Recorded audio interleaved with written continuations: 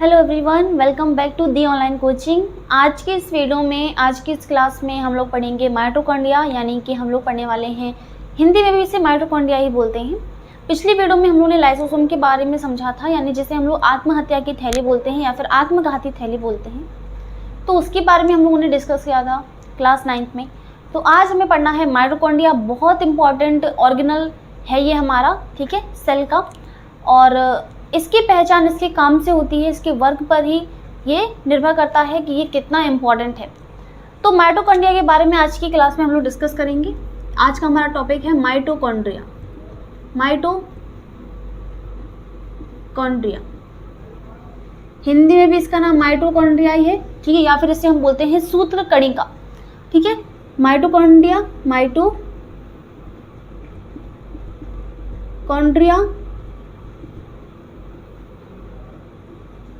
और या फिर हम लोग इसे बोलते हैं सूत्र कणिका, सूत्र कणिका। तो पहले तो एक बढ़िया सा डायग्राम बना लेते हैं जिससे हम लोग आसानी से, ठीक है, इजीली समझ लें कि क्या संरचना कैसी होती है, ठीक है। तो सबसे पहले एक डायग्राम बना लेते हैं बढ़िया सा।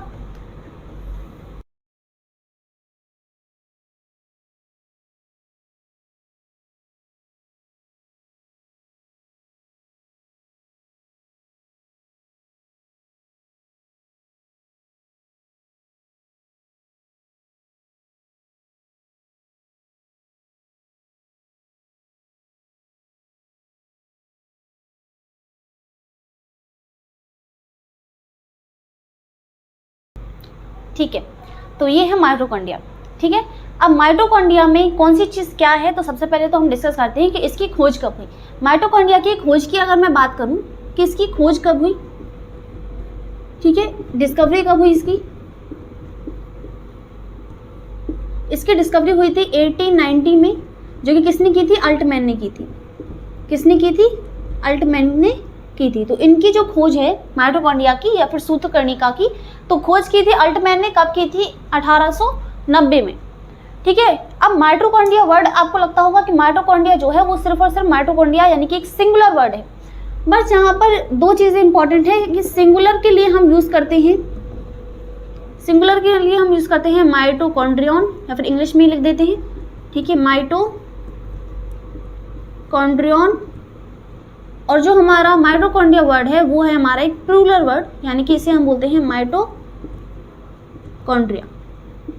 यानी कि एक माइटोकॉन्ड्रिया या फिर हम बोल सकते हैं एक सूत्रकर्णिका होगी तो उसको हम लोग क्या बोलेंगे, माइटोकॉन्ड्रियन बोलेंगे। एक के लिए हम माइटोकॉन्ड्रियन वर्ड यूज़ करेंगे, और एक से ज़्यादा अगर होंगे तो उसको हम क्या बोलेंगे, माइटोकॉन्ड्रिया बोलेंगे, ठीक है। तो जब एक सेल में कई सारे माइटोकॉन्ड्रिया होती है, वो कि उसके वर्क पर डिपेंड करती हैं या फिर उसकी सक्रियता पर निर्भर करती हैं कि कोशिका कितनी ज़्यादा सक्रिय है, ठीक है, उसका वर्क जो है वो कितना ज़्यादा पावर वाला है, तो उसी पर डिपेंड करती है इसकी संख्या, इसका नंबर भी, ठीक है। तो ये चीज़ तो हो गई कि खोज कब हुई इसकी, अल्टमैन ने की थी। कब की थी, 1890 में, ठीक है।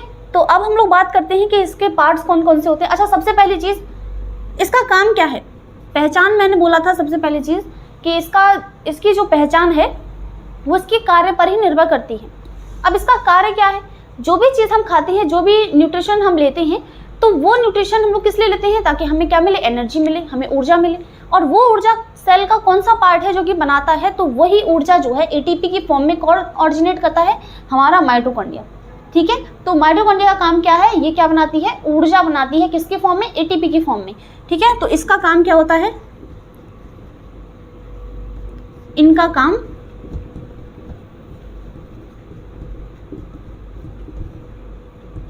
ऊर्जा या फिर एटीपी के फॉर्म में बनती है। यहाँ पर एटीपी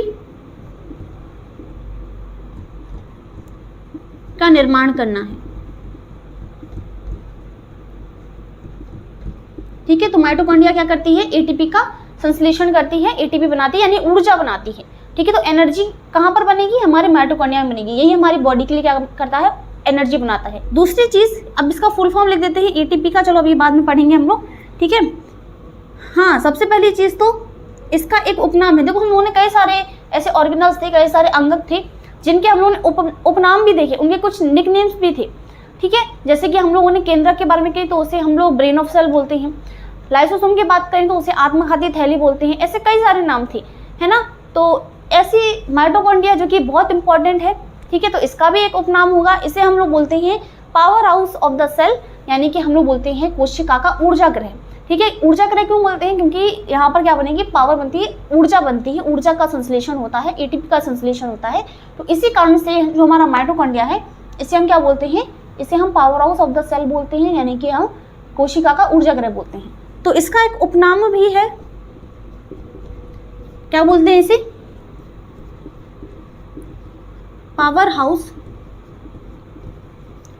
ऑफ द सेल, या फिर कोशिका का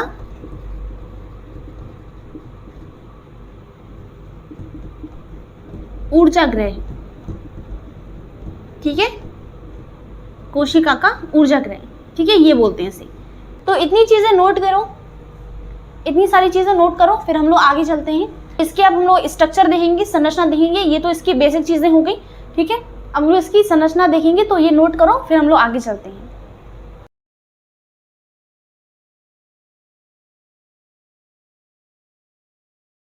देखो माइटोकॉन्ड्रिया या फिर जो हमारा सूत्रकणिका है, या फिर माइटोकॉन्ड्रिया हमने दोनों बोल सकते हैं हम लोग, इंग्लिश में भी इसे माइटोकॉन्ड्रिया बोलते हैं, ठीक है, और हिंदी में वैसे सूत्रकणिका मतलब शुद्ध नाम है इसका।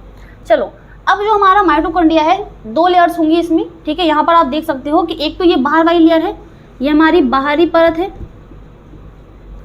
या फिर बाहरी झिल्ली बोल दो इसको, बाहरी झिल्ली यानी कि आउटर मेम्ब्रेन,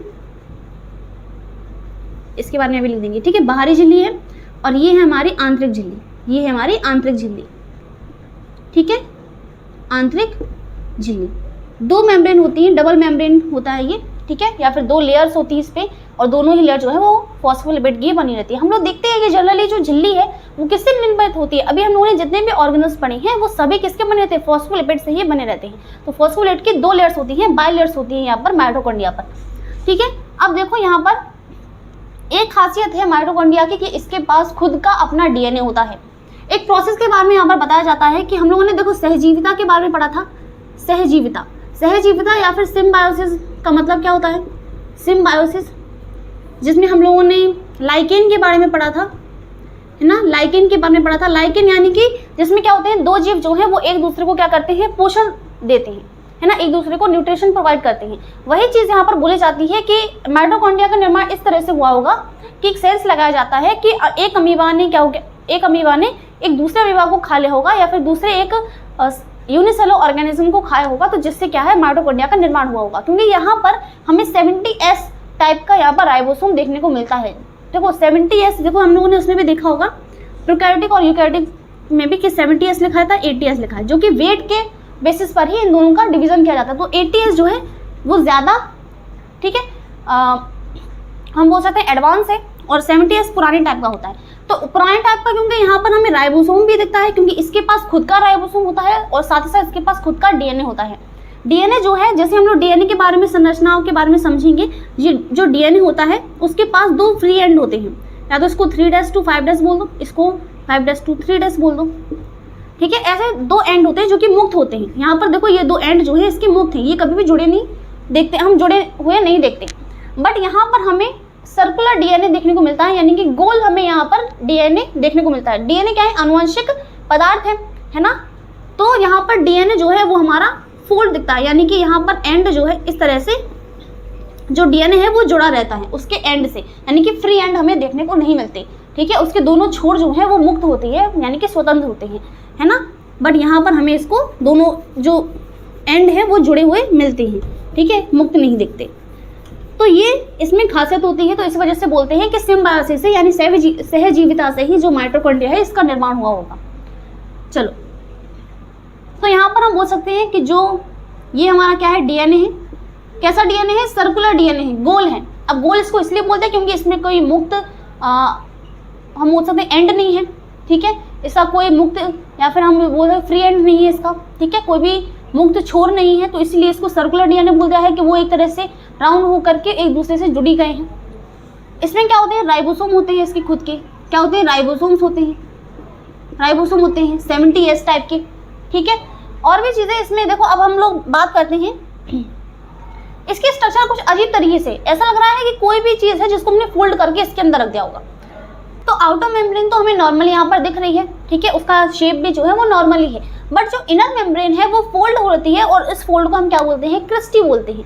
क्या बोलते हैं, फोल्ड्स को हम क्या बोलते हैं, क्रिस्टी। तो इनर मेम्ब्रेन क्योंकि उसका जो स्पेस है वो बहुत ज़्यादा होता है, उसका आयतन या फिर जो उसका जो वॉल्यूम है वो बहुत ज़्यादा होता है, इस वजह से वो फोल्ड करके यानी कि वो मैनेज हो जाए उतने से पार्ट में, ठीक है, तो इसीलिए उसका जो एरिया है, ठीक है, उसको बहुत ज़्यादा मतलब कंडेंस कर दिया जाता है। ओके, क्योंकि यहाँ पर हम देख सकते हैं एनर्जी क्या हो रही है, यानी एटीपी का संश्लेषण हो रहा है, ऊर्जा का संश्लेषण हो रहा है, तो ये तो बहुत बड़ी बात है। तो उसके लिए उसको सरफेस की भी बहुत ज़्यादा रिक्वायरमेंट होगी, तो सरफेस उसका बहुत ज़्यादा होता है और उसको थोड़ी सी जगह में फिट होना है, तो इसीलिए फोल्ड्स होते हैं इसमें, ठीक है। तो इनर मेम्ब्रेन का ये जो, अब ये देखो स्पेस दिख रहा है, ये हमें स्पेस दिख रहा है, इनर मेम्ब्रेन के बीच में हमें स्पेस दिख रहा है, तो ये जो स्पेस है इसको हम बोलते हैं इनर मेम्ब्रेन स्पेस, यानी कि IMS, ठीक है, इनर मेम्ब्रेन स्पेस, ठीक है, इनर मेम्ब्रेन स्पेस बोलते हैं। जो हमारी आउटर मेम्ब्रेन होती है वो उसमें कई सारे पोर्स होते हैं, ठीक है, पोर्स होते हैं, यानी कि जो बाहरी झिल्ली होती है हमारी वो बहुत ज़्यादा छिद्रित होती है। अभी हम पॉइंट लिख देंगे अलग सारे, बहुत सारे पॉइंट्स हैं इसके बारे में, ठीक है। और साथ ही साथ ये जो फोल्ड्स हैं, ये जो फोल्ड हैं इनको हम बोलते हैं क्रिस्टी। क्या बोलते हैं, क्रिस्टी बोलते हैं। ओके, जो फोल्ड्स होते हैं उनको हम क्या बोलते हैं, क्रिस्टी बोलते हैं। और इसके अंदर जो है, ठीक है, जो भी फ्लूइड होगा हमारे इनर मेम्ब्रेन के अंदर, ठीक है, उस फ्लूइड यानी कि उसी जो द्रव्य भरा होगा उसी में क्या है, क्रैब साइकिल चलती है, क्रैब जो चक्र है वो चलता है उसके द्वारा, ठीक है। एरोबिक रेस्पिरेशन के थ्रू ही क्या होती है, जो न्यूट्रिशन है उनको हमारे एटीपी मॉलिक्यूल्स में चेंज किया जाता है, यानी कि ग्लूकोज बनाया जाता है, ठीक है। तो ये प्रोसेस होती है, तो इसके बारे में भी अभी हम लोग समझते हैं। तो सबसे पहली चीज़, तो सबसे पहला पार्ट आ जाता है इसका, अच्छा, आकार, यानी कि इसका जो शेप है, आकार, इसका आकार जो है वो होता है जनरली कैसा, बेलनाकार होता है, ठीक है, सिलेंड्रिकल होता है। और साइज की बात करें, इसकी माप की बात करें, तो साइज होता है इसका, लंबाई और चौड़ाई की बात करें यानी लेंथ की बात करें तो 3 से 4 माइक्रोमीटर इसकी क्या होती है, लंबाई होती है, ठीक है। और तो 0.5 से 2 माइक्रोमीटर, 0.5 से 2 माइक्रोमीटर जो है इसकी चौड़ाई होती है, ठीक है। तो ये चौड़ाई के बारे में हमने बात कर ली, और ये हम लंबाई की बात कर रहे हैं, ठीक है, लेंथ की बात कर रहे हैं।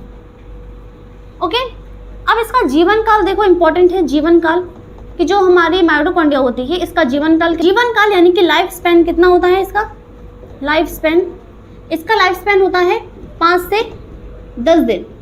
कितना होता है, 5 to 10 डेज इसका क्या होता है, लाइफ स्पैन होता है, यानी ठीक है। अब इसके नंबर्स की बात करें, यानी कि इसकी संख्या की बात करें, तो संख्या जो है इसकी कोशिका की सक्रियता पर निर्भर करता है। ये चीज़ मैंने अभी बताई कि कोशिका जितनी अधिक सक्रिय होगी उसका नंबर जो है माइटोकॉन्ड्रिया का वो उसी पर डिपेंड करेगा कि पावर कितनी बनानी है, यानी ऊर्जा का संश्लेषण कितना करना है, वो ये सब चीज़ें कोशिका की सक्रियता पर ही निर्भर करेंगी, ठीक है, कि वो कितनी ज़्यादा एक्टिव है, ठीक है। तो सेल एक्टिवनेस पर, यानी सेल की यानी कोशिका की सक्रियता पर ही इसकी जो संख्या है वो 500 से कितनी हो सकती है, 1600 हो सकती है, ठीक है, 500 से 1600 हो सकती है। और किसके आधार पर, आधार क्या है इसका, किसके बेसिस पर, कोशिका की सक्रियता पर, कोशिका की सक्रियता के आधार पर कि जो सेल है वो कितनी एक्टिव है, उसी हिसाब से इसका जो संश्लेषण है वो होगा।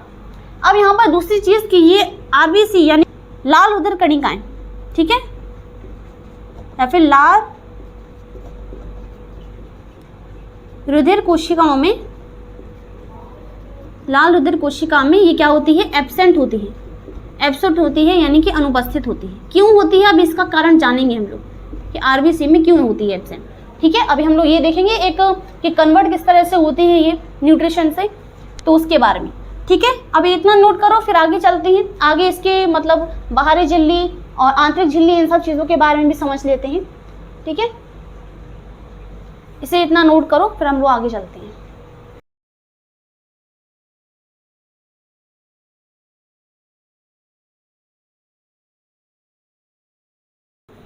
अच्छा, यहाँ पर इसके अंदर का जो फ्लूइड है, मैंने बोला था एक द्रव होता है जिसको हम लोग क्या बोलेंगे, मैट्रिक्स बोलेंगे। जैसे हम लोगों ने केंद्रक में जैसे केंद्रक द्रव्य था, कोशिका का कोशिका द्रव्य होता है, साइटोप्लाज्म होता है, इसके अंदर का जो फ्लूइड होता है, जो भी द्रव होता है, उसको हम क्या बोलते हैं, उसको हम लोग बोलते हैं मैट्रिक्स, ठीक है।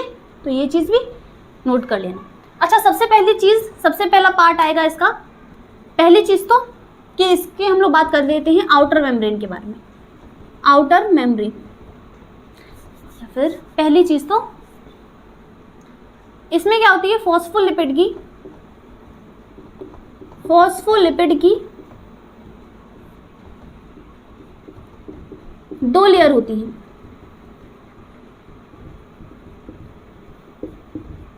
ठीक है, फॉस्फोलिपिड की क्या होती है, 2 लेयर होती हैं। एक होती है हमारी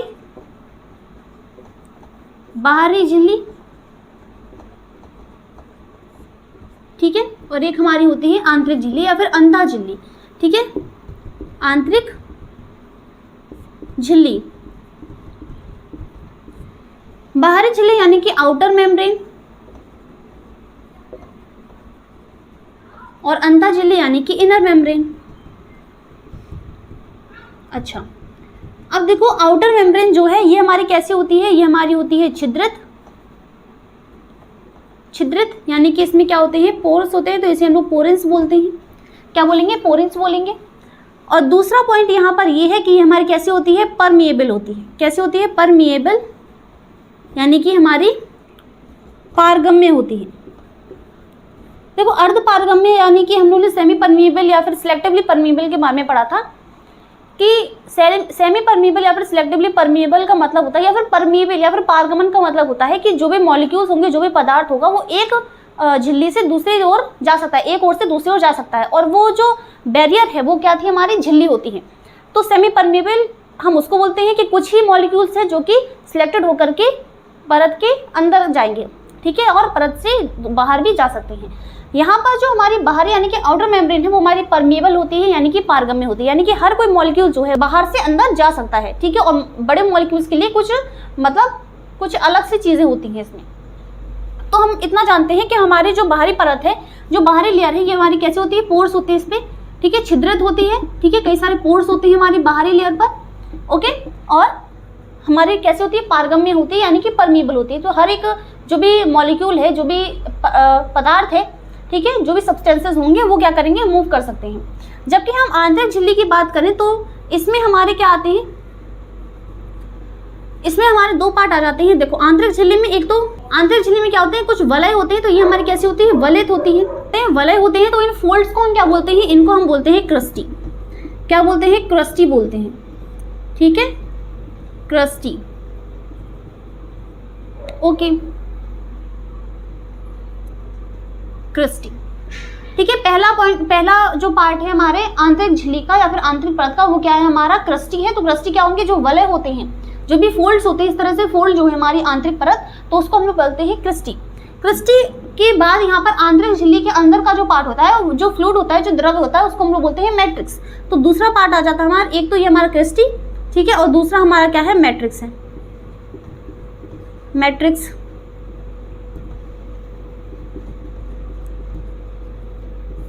इंग्लिश में भी इसे बोलते हैं मैट्रिक्स। ठीक है, जो मैट्रिक्स है वो क्या करता है, वो क्या है हमारा, आंतरिक झिल्ली के अंदर का द्रव्य है, अंदर का क्या है, द्रव्य है। अब इसमें कई सारी चीजें होती हैं, जैसे कि यहाँ पर मैं डीएनए की बात करूँ तो इसमें क्या होता है, गोलाकार डीएनए होता है। कैसा डीएनए होता है, गोलाकार डीएनए होता है हमारे इसमें मैट्रिक्स में। ठीक है, अंदर का जो द्रव्य है, इसी में सारे पार्ट्स जो है वो होते हैं। ठीक है, किसके अंदर, जो इनर मेम्ब्रेन है उसमें गोलाकार डीएनए होता है। और दूसरी चीज क्या होती है, इसमें राइबोसोम्स होते हैं। कैसे, 70S टाइप के प्रकार के क्या होते हैं, राइबोसोम होते हैं। 70S प्रकार के राइबोसोम,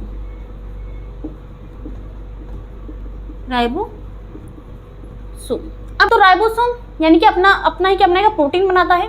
प्रोटीन भी ये मतलब जनरली कुछ छोटे मोटे कामों के लिए प्रोटीन खुद का यूज कर लेता है। साथ साथ डीएनए की हम बात करें तो हम बोल सकते हैं कि एक सेल का डीएनए है। ठीक है, तो ये उस तरह से किस प्रकार से अलग है। हमारे जो माइटोकॉन्ड्रिया का डीएनए है और हमारा जो सेल का डीएनए है, टोटली जो पूरा सेल है उसका डीएनए है, उन दोनों में अंतर क्या है। देखो ये जो माइटोकॉन्ड्रिया है इसको डिवीजन में हेल्प करती है। ये माइटोकॉन्ड्रिया का आनुवंशिक पदार्थ है। ठीक है, आनुवंशिक पदार्थ, इसका आनुवंशिक पदार्थ है। तो कुछ डिवीजन जो है यानी कि इसको डिवाइड होने के लिए, ये डिवाइड जब करेगा, ठीक है, तो उसमें भी क्या होंगे, जो आनुवंशिक पदार्थ है वो दोनों माइटोकॉन्ड्रिया में बराबर जाएंगे, है ना। तो उसके लिए इसको डिवाइड करने के लिए सेल पर निर्भर नहीं होना पड़ता, उस पर डिपेंड नहीं होना पड़ता कि वो इंतजार करे कि कब सेल जो है वो डिवाइड हो, मेरा भी डिवीजन होगा। तो माइटोकॉन्ड्रिया के डिवीजन जो होता है वो डिवीजन जो है वो स्वतः अपने आप कर लेती है, क्योंकि उसके पास खुद का डीएनए है, खुद का आनुवंशिक पदार्थ है, ठीक है। तो इस तरह से तो इनर मेम्ब्रेन जो होती है उसमें देखो क्या होता है, क्रिस्टी होती है और दूसरा होता है मैट्रिक्स। मैट्रिक्स में क्रिस्टी क्या होते हैं, जो फोल्ड्स होती हैं, जो वलय होती है, ठीक है, फोल्ड्स को हम वलय बोलते हैं, इन वलों को हम लोग क्या बोलेंगे, क्रिस्टी बोलेंगे। और मैट्रिक्स यानी कि इनर मेम्ब्रेन के अंदर का जो फ्लूइड है, अंदर का जो द्रव्य है, जिस तरह से हमने कोशिका द्रव्य के बारे में बात की थी, जिसके बाद हम लोगों ने केंद्रक द्रव्य की बात की थी, जिसमें सारे पार्ट होते हैं जैसे केंद्र वगैरह, तो वही चीज़ें, ठीक है। और इसी के अंदर हमारा क्या चलता है, हमारी आंतरिक झिल्ली के अंदर ही या फिर आंतरिक जो हमारा पार्ट होता है उसी में क्या चलता है, हमारा क्रैब चक्र चलता है। तो क्रैब चक्र के बारे में समझ लेते हैं, किस तरह से यहाँ पर जो है न्यूट्रिएंट्स जो है वो हमारे किस तरह से एटीपी में कन्वर्ट हो जाते हैं। तो इसको नोट करो, फिर हम लोग आगे चलते हैं।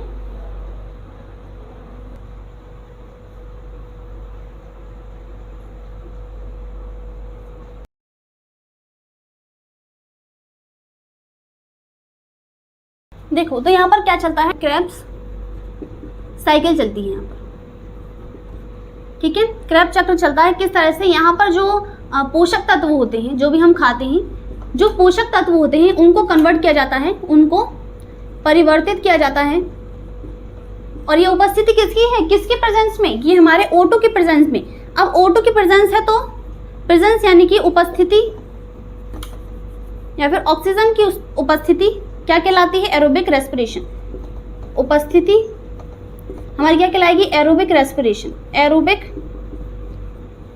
रेस्पिरेशन यानी कि ऑक्सीश्वसन, ऑक्सीश्वसन की क्रिया यहाँ पर होती है, ठीक है। तो ऑक्सीजन की रिक्वायरमेंट होगी तो यहाँ पर एरोबिक रेस्पिरेशन होगा, यानी कि जो क्रिया जो है वो ऑक्सीजन के प्रेजेंस में हो रही है। तो क्रेब्स साइकिल में क्या होता है, जो परिवर्तन हो रहा है वो किसकी प्रेजेंस में हो रहा है, O2 यानी कि ऑक्सीजन की उपस्थिति में हो रहा है। तो यहाँ पर ये कन्वर्ट करके क्या बना लेता है, तो ये हमारा बना लेता है एटीपी, एटीपी यानी कि ऊर्जा बना लेता है। अब एटीपी का फुल फॉर्म और देख लो, एटीपी, ठीक है, ऊर्जा का प्रकार। यहाँ पर एटीपी का फुल फॉर्म क्या है, एडिनोसिन, एडिनोसिन ट्राइफॉस्फेट, ठीक है। ये पूछ लिया जाता है एग्जाम में कि एटीपी का, ठीक है, एटीपी का फुल फॉर्म बताओ। एडिनोसिन ट्राइफॉस्फेट यानी कि हिंदी में लिख देते हैं एडिनोसिन ट्राइफॉस्फेट। अब एरोबिक रेस्पिरेशन एक तरह से होता है, एक हमारा होता है एनारोबिक, एक होता है इनएरोबिक रेस्पिरेशन। तो एरोबिक का मतलब होता है ऑक्सीजन की जब प्रेजेंस होती है, ठीक है, और एनारोबिक यानी कि ऑक्सीजन जो है वो नहीं उपस्थित होता, तो इसको हम लोग बोलते हैं अनऑक्सी श्वसन, ठीक है, अनऑक्सी श्वसन बोलते हैं, यानी कि ऑक्सीजन की यहाँ पर रिक्वायरमेंट नहीं है, ठीक है, उसकी क्या है, उसकी एब्सेंट है, उसके एब्सेंट में जब हमारा प्रोसेस होता है या फिर कोई भी क्रिया होती है, ठीक है। तो यहाँ पर क्या होता है, एटीपी का संश्लेषण होता है। अब यहाँ पर जो है देखो, एक ग्लूकोज अणु जब टूटता है या फिर हम एक ग्लूकोज अणु जब टूटता है, ठीक है, तो उससे 34 एटीपी जो मॉलिक्यूल्स हैं उनका निर्माण होगा। तो यहाँ पर हम बोल सकते हैं कि यहाँ पर जो एटीपी हैं वो क्या करेंगे, 34 एटीपी जो है मिलकर के 34 एटीपी मिलकर क्या करते हैं, एक क्या बनाते हैं, एक ग्लूकोज अणु का निर्माण करते हैं, ठीक है। तो एक ग्लूकोज के निर्माण में कितनी एटीपी बन रही हैं, 34 एटीपी बन रही हैं, और जो कि हमारे कौन बनाता है, जो कि अधिकांश एटीपी जो है वो माइटोकॉन्ड्रिया में ही संश्लेषित होती है। तो एटीपी का निर्माण जो है किसको, ग्लूकोज को बनाने में कौन करेगा, इसका निर्माण माइटोकॉन्ड्रिया ही करेगी, ठीक है। तो इस तरह से ये प्रोसेस होता है और यही हमारा क्या है, माइटोकॉन्ड्रिया है। देखो दोनों में होती है, हमारी प्लांट्स में भी होते हैं एंड एनिमल्स में ही होते हैं, ठीक है। अब आप अपने आप से अनुमान लगा सकते हो कि एनिमल्स में इसकी संख्या ज़्यादा होती है, एनिमल्स में कई सारे प्रोसेस होते हैं माइटोकॉन्ड्रिया के लिए, ठीक है। तो आप देख सकते हो कि एक तरह से अगर हम मसल सेल्स की बात करें, अगर हम लाइक हार्ट या फिर हम हृदय की बात करें, ठीक है, जो पेशियाँ होती हैं, हृदय पेशियाँ जो होती हैं उनमें इसकी रिक्वायरमेंट ज़्यादा होगी, क्योंकि ऊर्जा की सबसे ज़्यादा रिक्वायरमेंट हमारी बॉडी में जहाँ होगी वहाँ पर माइटोकॉन्ड्रिया की जो संख्या है वो ही बहुत ज़्यादा होगी। अब यहाँ पर मैंने बोला था कि ये आरबीसी में क्या होता है, आरबीसी में एब्सेंट होता है। क्यों होता है आरबीसी में एब्सेंट, क्योंकि अब आरबीसी में क्यों नहीं होती, क्योंकि आरबीसी क्या करती है, ऑक्सीजन को क्या करती है, वो हमारी बॉडी में फ्लो करवाएगी, ठीक है। आरबीसी यानी रेड ब्लड सेल जो है। अब यहाँ पर जो ये जो प्रोसेस होता है, क्योंकि इसमें ऑक्सीजन की रिक्वायरमेंट होगी। जब ये आरबीसी क्या करेगी, उस ऑक्सीजन को यूज नहीं करेगी तो वहां से क्या होगा, एटीपी का संश्लेषण हो ही नहीं सकता। तो इसीलिए आरबीसी यानी कि रेड ब्लड सेल में हमारा एटीपी नहीं बनता है, और इस तरह से यहाँ पर आरबीसी में हमारे माइटोकॉन्ड्रिया ही नहीं पाई जाती है, वो एब्सेंट होती है, क्योंकि ये क्या करता है, ऑक्सीजन को ट्रांसपोर्ट करता है। ओके, तो इस तरह से माइटोकॉन्ड्रिया के बारे में भी समझ लिया हम लोगों ने। इसको नोट करो, फिर हम लोग नेक्स्ट ऑर्गेनल समझ लेते हैं आज की वीडियो में, जिसका नाम क्या है, तारककाय या फिर सेंट्रोसोम। ठीक है, सेंट्रोसोम के बारे में भी समझ लेते हैं।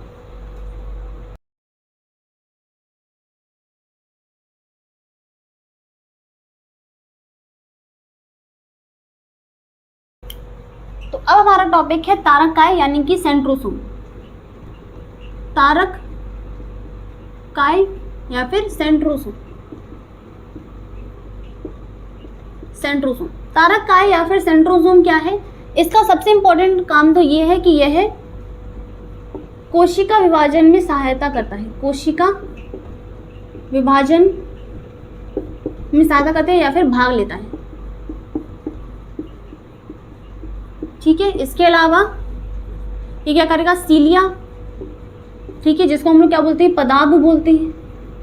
ठीक है, इसके अलावा फ्लैजेला,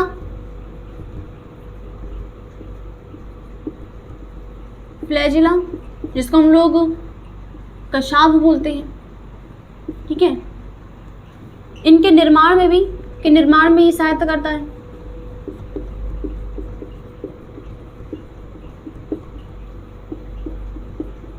देखते हो ना आपके जो हमारे ऑर्गेनिज्म होते हैं, उनकी बॉडी पर कुछ ऑर्गेनिज्म होते हैं जिन पर इस तरह से सीलिया होता है ना, इस तरह से सीलिया होता है, ऐसे सीलिया जो होते हैं। और इसी तरीके से फ्लैजिला जो कि पकड़ने के लिए होते हैं, है ना, तो ऐसे फ्लैजिला बॉडी पर नहीं होते। ठीक है, फूड वगैरह उस चीज़ को पकड़ने के लिए, तो फ्लैजिला, इन दोनों के ही निर्माण का काम जो है इसमें मदद करता है कौन, तारककाय यानी कि सेंट्रोसोम। किसमें ये पाया जाता है और किसमें एब्सेंट होता है, तो सिर्फ किसमें पाया जाएगा, सिर्फ जंतु कोशिका में, सिर्फ जंतु कोशिका में पाया जाता है, हम में पाया जाता है। ठीक है, जंतु कोशिका में पाया जाता है। और इसका भी एक एक्सेप्शन है, एक अपवाद है कि ये जो है हमारे ब्रेन में नहीं होता। ठीक है, क्योंकि जहाँ तो सेल डिवीजन करना है इसको, ठीक है, तारककाय को क्या करना है, कोशिका विभाजन करना है, और हमारे ब्रेन में जो है कोशिका विभाजन नहीं होता है। तो इसीलिए यहाँ पर जो है, क्योंकि 10% सेल्स ऐसे होती हैं जिसमें सेंट्रोसोम प्रेजेंट होता है। हमारे माइंड की अगर बात करें तो सेंट्रोसोम वहाँ पर, यानी कि वहाँ पर कोशिका विभाजन नहीं होता, तो ये ब्रेन में जो सेंट्रोसोम है वो नहीं पाया जाता, ये एक एक्सेप्शन है। ठीक है, मस्तिष्क में नहीं पाया जाता। अधिक मात्रा बात करें तो लीवर में होती है इसकी। ठीक है, लीवर सेल्स जो होती हैं उसमें सेंट्रोसोम जो है वो अधिक पाया जाता है। ठीक है, लीवर सेल में इसकी मात्रा जो है वो अधिक होती है। अधिक क्यों होती है, क्योंकि सेल डिवीज़न जो है उसको लगातार करना है। ठीक है, लीवर में क्योंकि ज़रूरत पड़ेगी उसको, बहुत सारे एंजाइम्स बनाएगा हमारा लीवर। ठीक है, बहुत ज़्यादा काम है उसको, तो इसीलिए सेल जो है वो बहुत ज़्यादा धड़ाधड़ इस तरह से डिवीज़न करती रहती है। ठीक है, और ब्रेन में हमारा होता नहीं है। आकार कैसा होता है, बेलन जैसा आकार होता है इसका। ठीक है, आकार कैसा होता है इसका, शेप।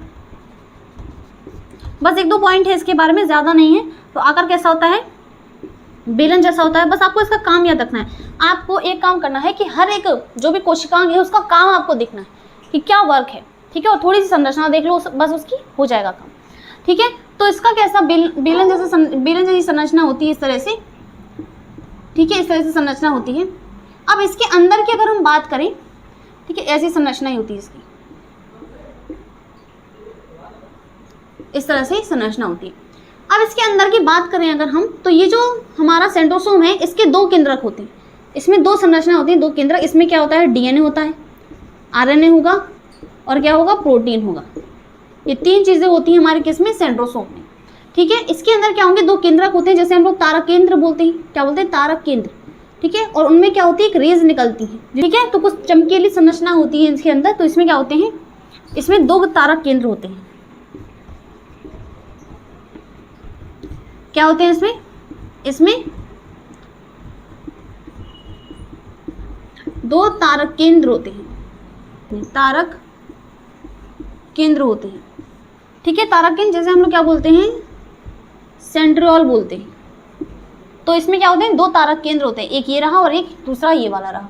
अब इसमें जो वातावरण होता है, इसका जो स्पेस होता है, जो भी इसके अंदर का जो मतलब खाली स्थान होता है, या फिर हम उसका बोलते हैं इसके अंदर का जो द्रव्य होता है, उससे हम लोग क्या बोलते हैं, इसे हम लोग बोलते हैं सेंट्रोस्फीयर। क्या बोलते हैं? सेंट्रोस्फीयर।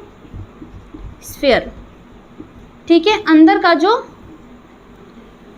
भाग होता है, ठीक है, जो खाली स्थान होता है, या फिर हम बोल सकते हैं कि इसके अंदर का जो कोशिका द्रव्य होता है, इसके अंदर का जो द्रव्य होता है, उसको हम लोग क्या बोलते हैं? सेंट्रोस्फीयर बोलते हैं। ठीक है, तो ये क्या है? हमारे सेंट्रोसोम या फिर तारक काय के अंदर का भाग, तारक काय के अंदर का भाग। ठीक है, इसे हम लोग क्या बोलते हैं? सेंट्रोस्फीयर बोलते हैं। जैसे हम लोग माइटोकॉन्ड्रिया में क्या बोला था, हमने उसे मैट्रिक्स बोला था, है ना, जो भी द्रव्य था उसका। इसी तरीके से इसके द्रव्य को हम क्या बोलते हैं? सेंट्रोस्फीयर बोलते हैं। अब देखो यहाँ पर डिवीजन कैसे होता है, किस तरह से डिवीजन करता है तारक। तो देखो यहाँ पे समझ लेते हैं, ठीक है, किस तरह से डिवीजन करवाएगा। तो ये मान लीजिए हमारा सेल है। अब इसके बीचों बीच क्या होंगे हमारे, इस तरह से मान लो गुणसूत्र होंगे, ठीक है, जो केंद्रक होगा। यहाँ पर एक सेंट्रोसोम प्रेजेंट होता है, यहाँ पर एक सेंट्रोसोम प्रेजेंट होता है। इसमें से कई सारी रेज निकलती हैं। क्या निकलती हैं? कुछ रेज टाइप की निकलती हैं, या फिर इसमें से कुछ तंतु निकलते हैं। ये तंतु क्या करते हैं, अगर हम सेल डिवीजन में मेटाफेज की बात करें, अभी हम लोग सेल डिवीजन के बारे में पढ़ेंगे, ठीक है, तो मेटाफेज के दौरान ये जो तंतु है, ये इसके पास जाकर के इसको डिवीजन करवाते हैं। क्या करते हैं? इससे डिवीजन करवाते हैं। ठीक है, ये क्या करवाएंगे? डिवीजन करवाएंगे, डिवीजन करवाते हैं और दोनों विपरीत ध्रुवों पर इनको लेकर चले जाते हैं। ठीक है, तो दो बराबर भागों में ये क्या करते हैं, उन गुणसूत्रों को डिवाइड कर देंगे, बांट देंगे। ठीक है, तो आधे गुणसूत्र एक साइड चले जाएंगे और आधे गुणसूत्र एक साइड चले जाएंगे। तो इस तरह से करते हैं, ये दोनों सेंट्रोसोम का ये काम होता है। इनमें क्या होते हैं, ठीक है, यानी कि एक ये क्या बना रहे हैं, स्पिंडल्स बना रहे हैं। क्या बना रहे हैं? तंतु बना रहे हैं, तंतुओं का निर्माण कर रहे हैं। ठीक है, तंतुओं का निर्माण कर रहे हैं। तो इस तरह से डिवीजन में ये हेल्प करते हैं कि बीच में एक मिडल लाइन होगी, जहाँ पर हमारे गुणसूत्र जो है वो उपस्थित होंगे, और उनमें से क्या होंगे, ये तंतु निकलेंगे। जो ये हमारे सेंट्रोसोम के जो तंतु होते हैं, कुछ रेज होती हैं, वो क्या करेंगी, इनमें से स्पिंडल को का निर्माण करेंगे मेटाफेज में। इसके बाद क्या होता है कि ये दोनों गुणसूत्र होते हैं, वो तो बराबर भागों में बढ़ जाएंगे। तो एक स्ट्रक्चर के दौरान मैंने इस चीज़ को समझाने की कोशिश की है। आपको बस इतना याद रखना है कि तारक काय का काम होता है। दो चीज़ें आपको याद रखनी है बस। एक तो ये कोशिका विभाजन में सहायता करता है, कोशिका विभाजन में क्या करेगा, सेल डिवीजन में भाग लेता है। ठीक है, और दूसरी चीज़ सीलिया और फ्लैजिला के निर्माण में भी ये सहायता करता है।